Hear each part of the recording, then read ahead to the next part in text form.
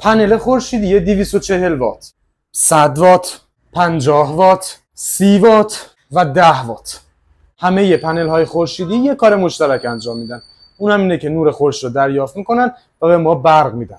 در واقع یه پنل 100 وات با هر ساعت قرار گرفتن در نور خورشید 100 وات برق برای ما تولید میده. یعنی 6 ساعت قرار گرفتن این پنل در معرض نور خورشید میتونه انرژی معادل روشن کردن 60 تا لامپ 10 وات رو در اختیار ما بذاره.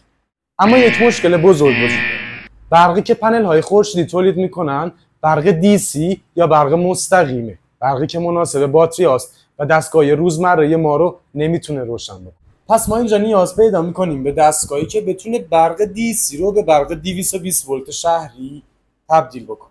بله، اینورترها و سامورترها دستگاهی هستن که در سامانه‌های خورشیدی این وظیفه مهم رو به عهده دارن. من قصد دارم انرژی خورشیدی رو به زبان ساده بهتون آموزش بدم. پس اگر دوست داری کاملا رایگان و کامل انرژی خورشیدی رو یاد بگیری، حتما پیج پاویران رو فالو داشته باش.